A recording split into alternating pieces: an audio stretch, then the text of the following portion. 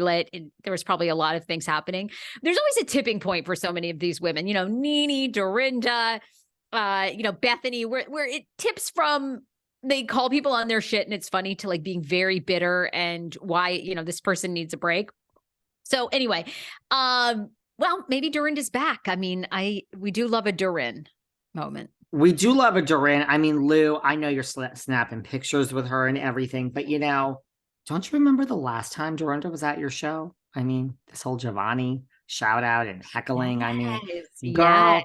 And so I don't know if this rumor really is based on just like people making up a rumor, or if it, then I also read like Dorinda was drunk and she was arguing with the staff. And I don't know. But I mean, it's really non-confirmed. So I'm not sure it has any legs at all. Gotcha. Now we have, Raquel from Vanderpump Rules. I know you don't care about this. She posted a picture with Tom Schwartz saying like, just because I can do this. Katie's like, I never gave you guys permission to kiss. Sheena was like, they had permission. Stassi Schroeder is now weighing in and saying like, no one asked my opinion, but like, this is thirsty as fuck. So Stassi has entered the conversation. Does anyone care? Not really as much as we do about Juicy Joe. I just wonder, I'm reading something about Lala. So she recently experienced with Randall, give him Lala before the episode aired. I watched last night. I was so she's just saying, that she is like, she's just cringing for herself because this whole thing with Randall's coming out. Oh, the role playing. Yeah, okay. All right. Well, listen, we're gonna have to see what happens. Lisa Rinna is basically still living life with Harry and doing interviews.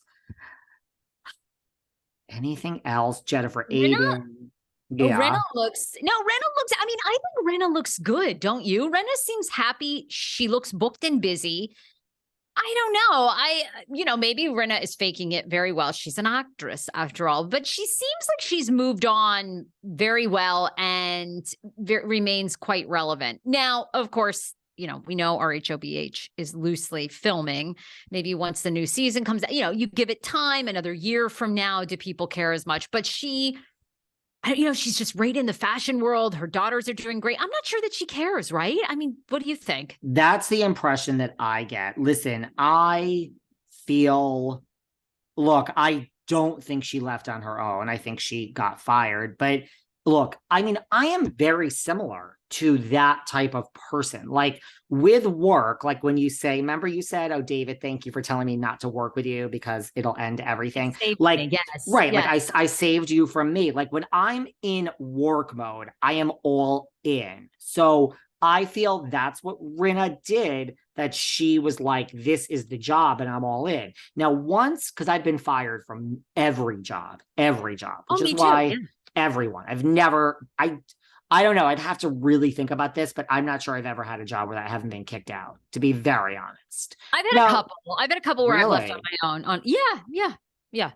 It's probably 50-50 for me of being fired and then leaving on my own. Yeah. There's one when I was a lawyer, I left on my own for a lot more money, but I totally oversold myself. And so like the second day I was there, I was like, I have no fucking clue of what I'm doing. And then at that one I shockingly got fired from because I sucked. Most of them I get fired from because I have an attitude. But the second legal job I have, I left on my own for a shit more load money and then was in over my head. All the others, like when I was in recruiting and HR, it was like my attitude I got fired for. But then I had my own company and then I sold it. So that was when I said, bitches, I need to work alone for the rest of my life. Now, what I have learned is, what is my point? Oh, so I'm all in with work, but then when I've been fired from the positions, I'm like, well, now I don't care. It literally was like the next day was like, I don't care anymore because I'm no longer on the payroll. So I understand that mindset of like, I was so invested, but then I went to bed and today I'm not there. So I'm over it. So I get it. Like if that's legitimately what Rinna is, I agree with you. She seems booked and busy to me. And like, I'm not saying she was Nicole Kidman. I'm just saying that she did have a life before Beverly Hills. Yes, it did her career wonders. Wonders. I am not backtracking. And the money it put in her pocket over 8 years.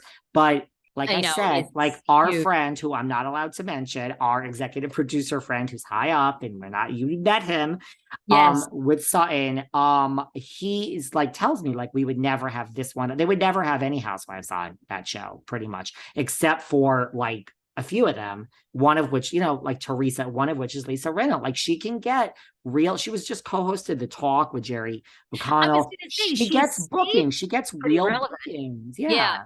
She's, I mean, people have really wanted to book her. You've seen her doing the talk show circuit. I mean, what I love about Rinna is she just doesn't shy away, which to me, I feel like is why she's telling the truth. It's like, she just, you know, she goes right into The Talk and E and all these shows and just owns it. And yeah, I like her. And she was just on Hoda and Jenna. And she and Harry were talking about how their marriages work because they have nothing in common, really, aside from hot sex. And like, I saw that. See it. Which I feel like is the same with my husband and me. Like when I saw that interview, I'm like, we're the exact same. Schman and I don't share the same type of music. He loves sports. I could care less about sports. You know, Schman, like we'll eat the same thing every single day. I need variety constantly. Schman eases into the morning. I could get up and co-host the show at 4:45 a.m. I mean, we're the complete opposite. So I'm like, would you like to start doing 4:45? I would love that.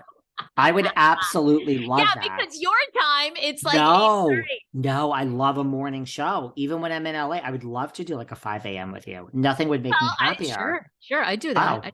Now you tell me. Like my old days, I did morning radio for years. I got up at 3:30, 4 a.m. Always had the pot of coffee going. Anytime, I know you're on your schedule. Anytime you want to move this show earlier than your 9 o'clock, you put it in you text me. I would love to do a 5, 6, I like 4. I'll even do a 3 a.m., honey.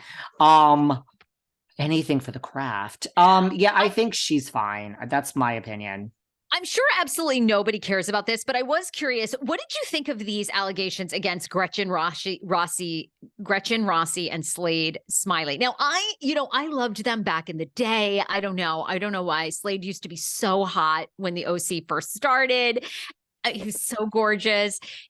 Then he was like this slime ball that everyone like jumped on. Anyhow, and I used to love Gretchen too. I loved Gretchen when she was with that sugar daddy that was like dying of cancer, and she took care of him. They were so in love. Jeff. So the long and the short is, essentially, you probably all saw, I was very shocked to see this, that Slade's son, one of Slade's oldest son, had died of a brain cancer that he'd been fighting since he was like 6 years old. He was 22 years old at the time. Well, now the biological mother of this young man who just passed has come out, and you know, Slade and Gretchen put out these beautiful posts of like, he'll be forever loved.